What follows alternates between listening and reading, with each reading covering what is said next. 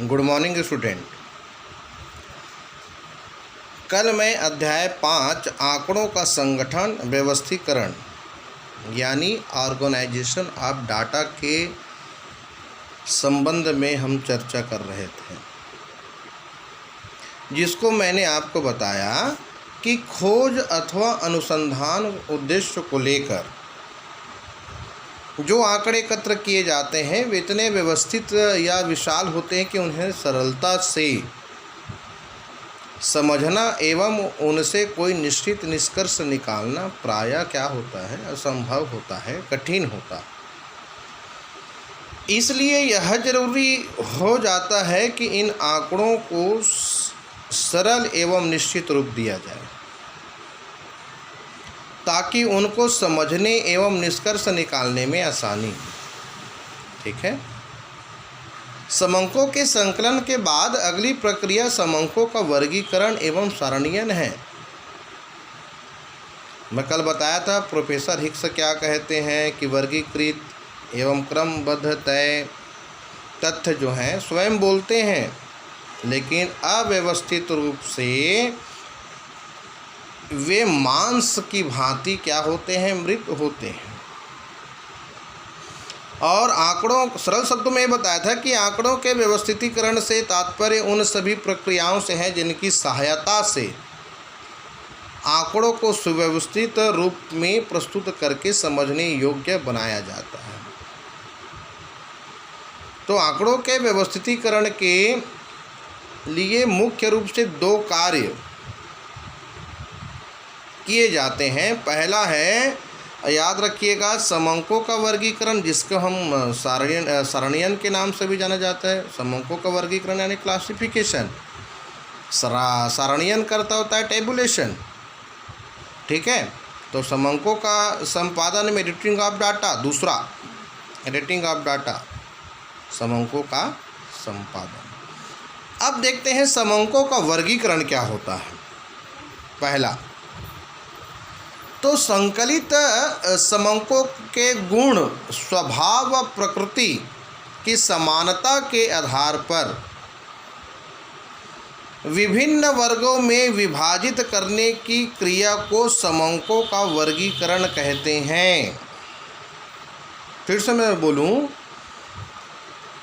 संकलित समंकों गुण, स्वभाव व प्रकृति की समानता के आधार पर विभिन्न वर्गों में विभाजित करने की क्रिया को क्या कहते हैं, समंकों का वर्गीकरण कहते हैं।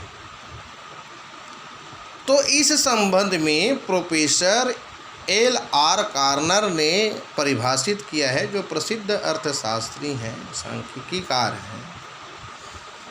तो उन्होंने कहा कि वर्गीकरण वस्तुओं को समूह अथवा वर्गों में उसकी समानता और सजातीयता के अनुसार व्यवस्थित करने की क्रिया है, जो इकाइयों को भिन्नता के बीच में उनके गुणों की एकता को व्यक्त करता है। ये प्रोफेसर कार्नर कहते हैं कि वर्गीकरण जो है वस्तुओं को समूह अथवा वर्गों में उसकी समानता और सजातीयता के अनुसार व्यवस्थित करने की एक प्रक्रिया है, जो इकाइयों को भिन्नता के बीच में अनेक गुणों की एकता को व्यक्त करता है।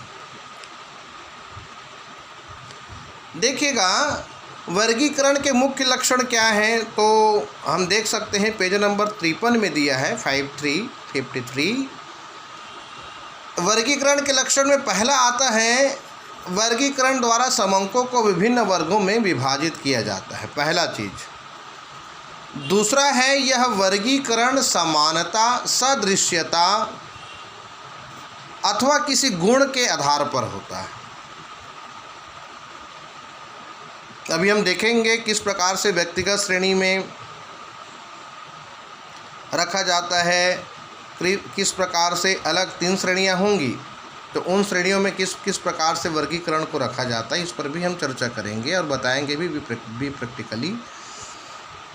दूसरा है यह वर्गीकरण समानता, सदृश्यता अथवा किसी गुण के आधार पर होता है।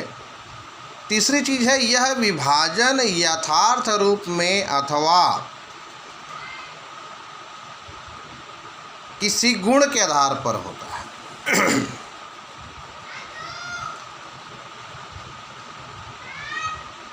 यह विभाजन यथार्थ रूप में अथवा काल्पनिक रूप में होता है। ग्रह पदों की विभिन्नता के बीच उनकी एकता को अभिव्यक्त करता है।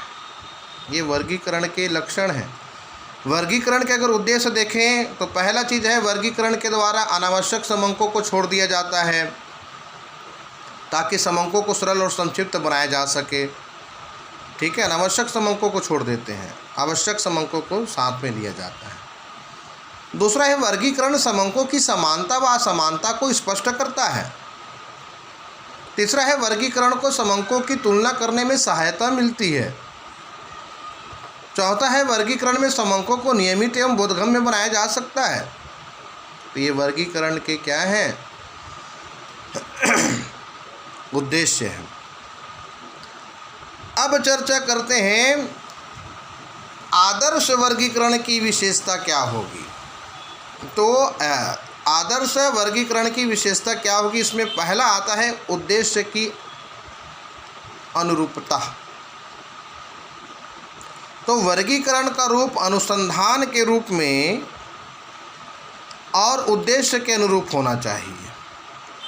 ठीक है, इस उद्देश्य की पूर्ति के लिए वर्गीकरण के आधार, वर्गों के गुण आदि की परिभाषा, वर्गों की संख्या आदि सभी इस बात को ध्यान में रखकर निर्धारित करना चाहिए ताकि वर्गीकरण के अनुसंधान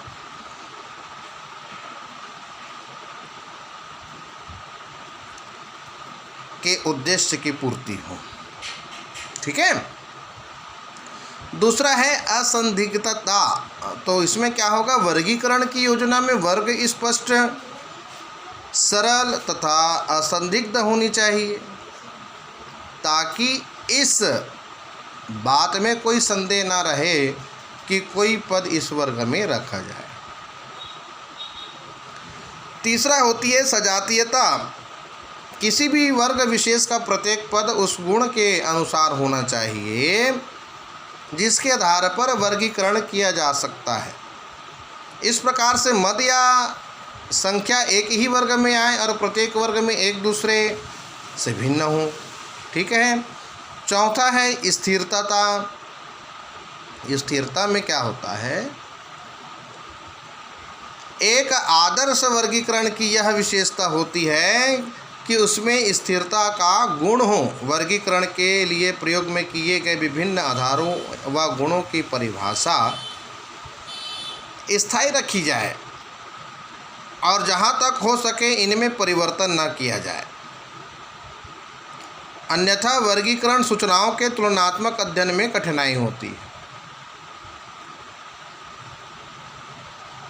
ठीक है, पांचवा होता है लोचशीलता, यानी आदर्श वर्गीकरण में लोचशीलता, फ्लेक्सिबिलिटी जिसको बोलते हैं इंग्लिश में, लोचशीलता का गुण अवश्य होना चाहिए। वर्गीकरण ऐसा होना चाहिए कि भविष्य में परिवर्तित परिस्थितियों के अनुसार ढाला जा सके, अर्थात नए वर्ग को जोड़ा जा सके और अर्थहीन तथा अनावश्यक वर्गों को निकाला जा सके। तो इस प्रकार से उसमें व्यापकता होनी चाहिए, उचित आकार का होना चाहिए, है ना भाई। तो व्यापकता में कैसे, वर्गीकरण में व्यापकता का गुण होना चाहिए, अर्थात वह आवश्यक है कि प्रत्येक पद किसी न किसी वर्ग में स्पष्ट रूप से सम्मिलित कर लिया जाए। कोई संख्या ऐसी नहीं बचनी चाहिए जो किसी भी वर्ग में ठीक नहीं बैठती हो। और उचित आकार कैसा है, तो उचित आकार में वर्गीकरण का आकार ऐसा उचित होना चाहिए कि वर्ग ना इतने अधिक और ना इतने छोटे होने चाहिए कि उनका बनाना और समझना कठिन हो जाए। ठीक है, और समंकों के गुण, स्वभाव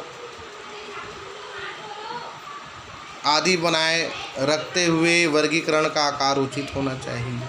तो इस प्रकार से आदर्श वर्गीकरण की विशेषता को मैंने आपको बताया, साथ ही साथ लक्षण और उद्देश्य को भी मैंने बताया। पॉइंट टू पॉइंट इसका नोटेशन करेंगे, उसके फिर हम विभक्त करेंगे, वर्गीकरण की विधियाँ कैसी करेंगी, कैसी होगी, मेथड ऑफ क्लासिफिकेशन कैसे कैसे होता है ना।